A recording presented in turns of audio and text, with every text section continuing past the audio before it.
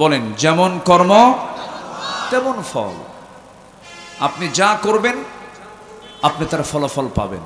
শুধু একটা বিষয় মাথায় রাখবেন, ব্যক্তিগত হোক, সামাজিক হোক, রাজনৈতিক হোক, পারিবারিক হোক, ব্যবসায়িক হোক, শুধু জুলুম করবেন না। কি করবেন না বলেন? জুলুম। শুধু জুলুম থেকে নিজেকে বাঁচাবেন, আল্লাহ আপনার হেফাজতের দায়িত্ব নেবেন। সেই জুলুমটা কিন্তু পরিবারেও হতে পারে, ব্যবসায় হতে পারে, কর্মচারীতে হতে পারে, মালিকের উপরে হতে পারে। কোনো জুলুম করা যাবে না। সম্মানিত ভাইয়েরা, আমরা কিন্তু আজকে শাবান মাসের ঠিক মিডিল ডেতে আছি। কোন মাস বলেন তো? শাবানের পরেই কোন মাস? কোরআনের সাথে যদি একটা কাপড় লাগানো হয়, লাগায় না? তো লাগায়, কিন্তু এটাকে ধুলাবালি যদি না আসে সেফটির জন্য কিন্তু একটা কাভার লাগায়। সামান্য কাপড়, কিন্তু ওই কাপড়টা এর সঙ্গে থাকলে পরে তার মর্যাদা কমে না বাড়ে? কমে না বাড়ে বলেন তো? সামনের মাসটা কি, আর আগের মাসটা কি? এই জন্য এই মাসের দামটাও বেড়ে গেছে। কোন মাসের জন্য? রমজান মাসের জন্য। দেখেন না কি রাত আল্লাহ পাক দিয়েছেন।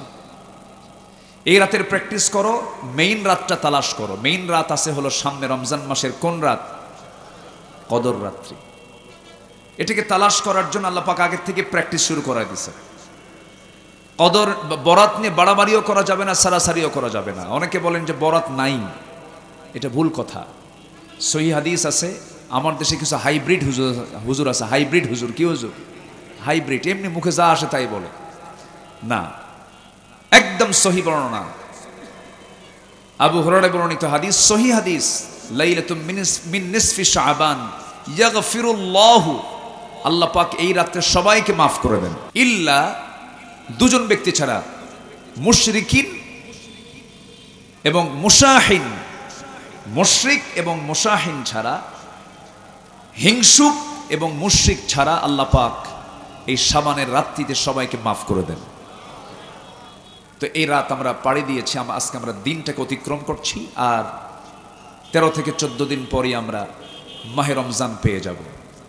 একটু ইনশাআল্লাহ বলবেন না? জোরে বলি ইনশাআল্লাহ।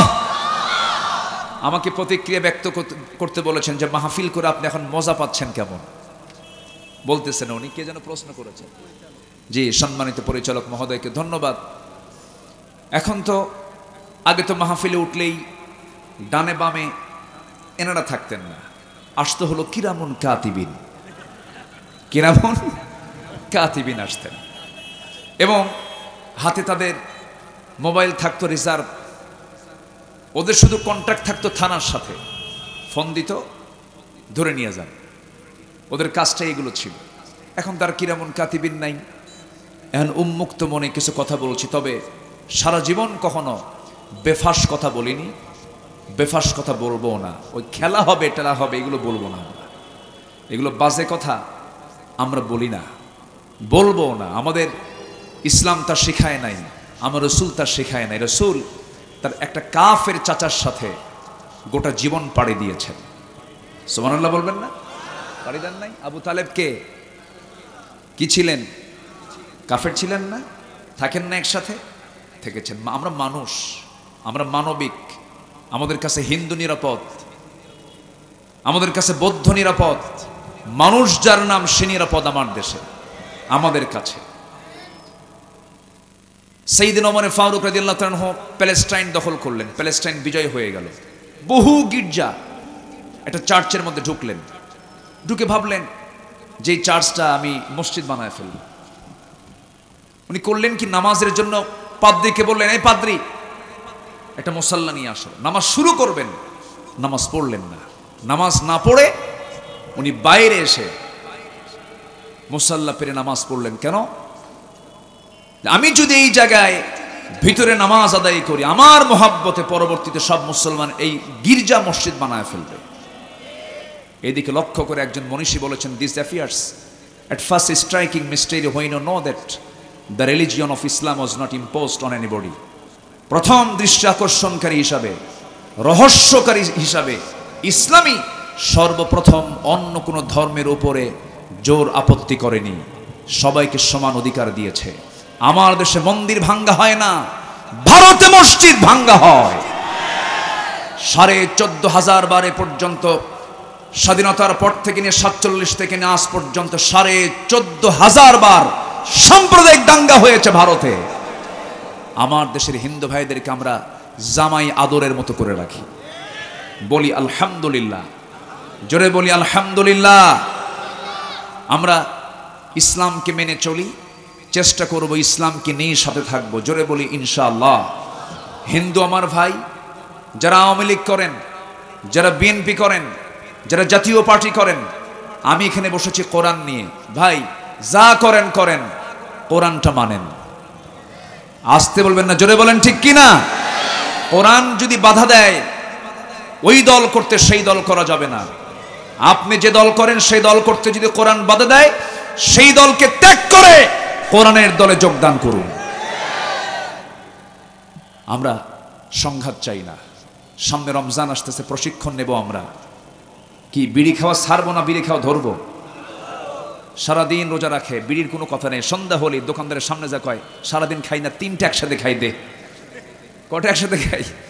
3টা একসাথে, মানে সকাল দুপুর সন্ধ্যা। এটা কাজা হয়েছে, যে কাজা সহ আদায় করবে সব। এটার নাম রমজান না। আমি রমজানকে সামনে রেখেই কিছু কথা, যেহেতু সামনে আসছে, কিছু কথা বলতে হবে। আমাদের মূল অর্জন হলো রমজানের মধ্য দিয়ে আমরা মুত্তাকি হব। কি হব বলেন? কি হব আমরা? বলেন তো। মুত্তাকি। একটা বান্দার সবচেয়ে উন্নত চরিত্র হচ্ছে, ইমানদারের সবচেয়ে উন্নত গুণ হচ্ছে কি হওয়া?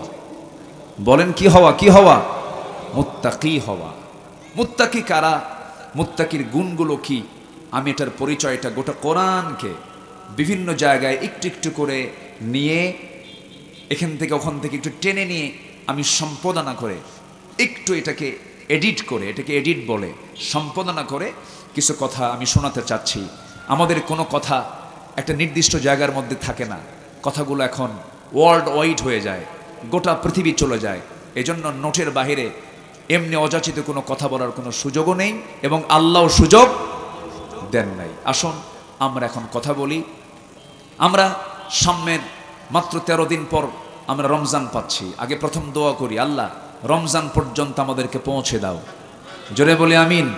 ওয়াবাল্লিগনা রমাদান, এই দোয়াটা রাসূল রমজান আসা পর্যন্ত এই দোয়াটা পড়তেন। ওয়াবাল্লিগনা রমাদান, আল্লাহ রমজান পর্যন্ত আমাকে পৌঁছে দাও। জোরে বলি সুবহানাল্লাহ।